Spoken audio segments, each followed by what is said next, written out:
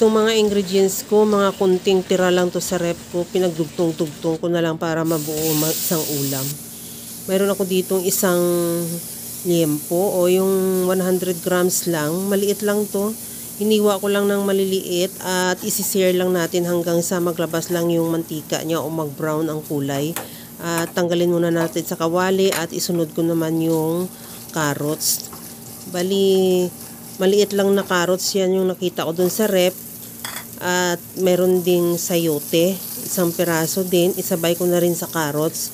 At kunting prito lang o magkaroon lang ng dark spot. Tanggalin na natin ulit yan sa kawali at isit aside muna. Sa disim na kawali, igisa ko na rin yung bawang.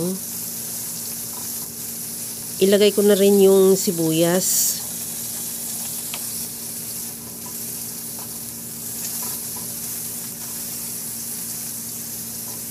Maglagay din ako ng kamatis.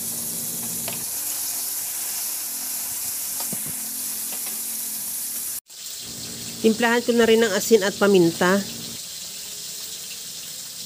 Maglagay din ako ng oyster sauce. At ibalik ko na yung pork liempo na sinear natin kanina o prinito. Ihalo lang hanggang sa mag-reduce lang din yung oyster sauce. At lagyan ko na ng tubig para pampalambot sa ating pork liempo. Kunti lang naman yan, kaya kunti lang din nilagay kong tubig. Takpan ko muna hanggang sa maglambot.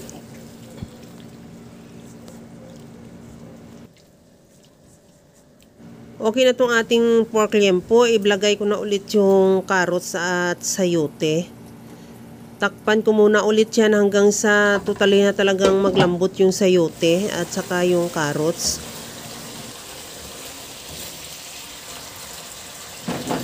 Maglagay na rin ako ng bell pepper at saka pipino na hiniwa ko lang ng pahaba, yung maliliit. Kagaya lang sa nakikita mo, ganyan lang. At ihalo lang ng bahagya hanggang sa maglabas lang ng aroma yung bell pepper. Dahil yung pipino naman, hindi naman natin kailangan totally lutuin yan dahil nga sa mas masarap yan pagka medyo crunchy pa. Naglagay din ako ng kunting tokwa. Bali, isang piraso lang yun na pinirito ko na rin pero hindi ko na pinakita sa video. At lagyan ko ng konting sesame oil para mas lalong mabango at masarap yung ating pork tofu manchurian. At kunting halo lang yan at ready to serve na. Kaya mga kalasa, kung nagustuhan mo yung ating video, please like na lang at pakishare na rin sa inyong mga friends. At kung bago ka pa lang sa aking channel, subscribe na at i-click mo na rin ang bell button para sa mga notification. Okay na to. Hanggang sa muli mga kalasa. Thank you for watching. Bye-bye!